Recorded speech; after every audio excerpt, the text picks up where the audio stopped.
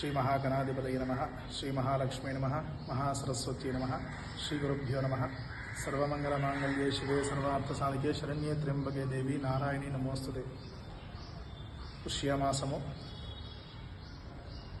ఆంగ్లంలో జనవరి 6వ తారీఖు, రేపు మంగళవారం 6/1/2026 మంగళవారము, ఆశ్లేష నక్షత్రము.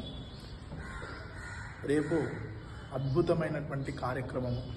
ఆశ్లేష నక్షత్రము సర్ప నక్షత్రము అయినందున ఆశ్లేష నక్షత్ర శాంతి, అలాగే రాహుకేతువుల పూజ నిర్వహించడం జరుగుతుంది మన దేవాలయంలో, తుల్జాభవాని దేవాలయము, తారానగర్, శ్రీలింగంపల్లి. కావున ఇట్టి అద్భుతమైనటువంటి కార్యక్రమంలో భక్తులందరూ కూడా పాల్గొని ఆ రాహుకేతు దోషాలు ఏమైనా ఉన్నా కానీ కూడా తీర్చుకోవచ్చు అనేది ఇది దేవాలయము మహత్తర సంకల్పం చేయబడింది. విషయానికి వస్తే రాహుకేతుల పూజ చాలా అరుదుగా జరుగుతూ ఉంటాయి. మంగళవారము ఆశ్లేష నక్షత్రం రావడం చాలా విశేషం. అలా మనకు సంవత్సరంలో 1-2 రావచ్చు. అది రేపు రావడం చాలా విశేషం.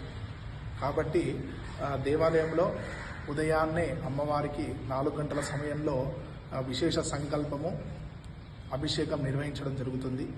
అలాగే 8:30 రాహుకేతుల పూజ నిర్వహించడం జరుగుతుంది. సామూహికంగా అందరూ కూర్చొని చేసుకోవచ్చు ఈ కార్యక్రమంలో.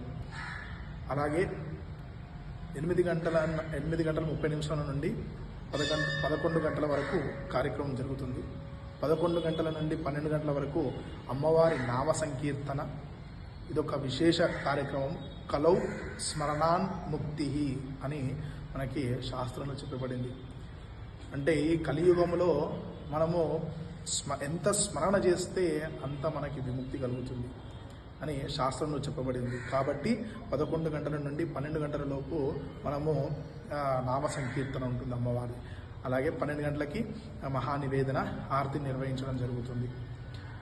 అలాగే ఇక్కడికి వచ్చినటువంటి భక్తులందరికీ కూడా సౌకర్యం లభించనుంది. ఏమనగా అల్పాహారం దేవాలయంలోనే జరుగుతుంది. మళ్ళీ 3 గంటల సమయంలో, మధ్యాహ్నం 3 గంటల నుండి 4:30 వరకు రాహుకాలం ఉంటుంది. భోజనం చెయ్యకుండా అల్పాహారం చేసుకొని దీపారాధన చేయవచ్చు. మొత్తం ఉపవాసం ఉండి ఎవరు చేయలేరు. చాలామంది కొంచెం ఇబ్బంది పడుతూ ఉంటారు. కాబట్టి ఈ యొక్క సౌకర్యం మనం దేవాలయంలో లభిస్తున్నది. అల్పాహారం చేసుకొని 3 గంటలకు మళ్ళీ సంకల్పం చేసుకొని యథావిధిగా అందరూ టిఫిన్ అంటారు అల్పాహారం, మరి అల్పాహారం చేసేసి దీపారాధన చేసుకోవాలి. సాయంత్రం 6:30 వృక్షానికి వెలిసినటువంటి గణపతికి విశేషమైన అభిషేకం ఉంది. అంటే అంగారక చతుర్థి వచ్చింది. సంస్కృతిలో భౌమ అంగారక చతుర్థి అని పేరు. కాబట్టి గణపతికి చాలా విశేషమైన రోజు లేదు. కాబట్టి ఎవరైనా ఉపవాసాలు ప్రారంభం చేయదలుచుకున్న వాళ్ళు ఎవరైనా ఉంటే రేపటి నుంచి ప్రారంభం చేసుకోవచ్చు.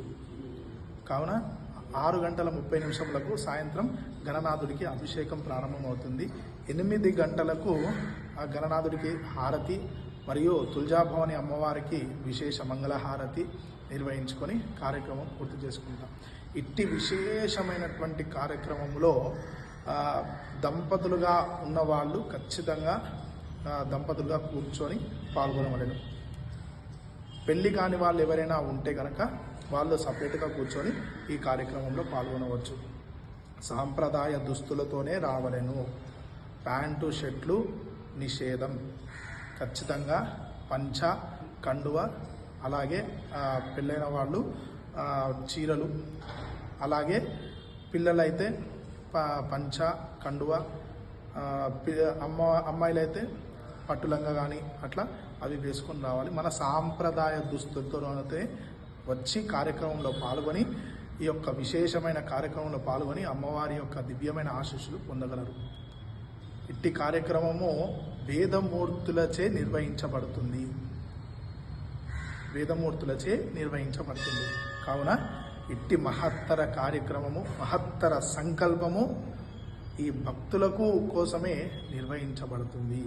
సంకల్పం చేసుకుంది దేవాలయం. కాబట్టి అందరూ దేవాలయం విచ్చేసి ఈ యొక్క కార్యక్రమంలో పాల్గొని అమ్మవారి యొక్క దివ్యమైన ఆశీస్సులు పొందగలరు. ఓం శ్రీమాత్రే నమః.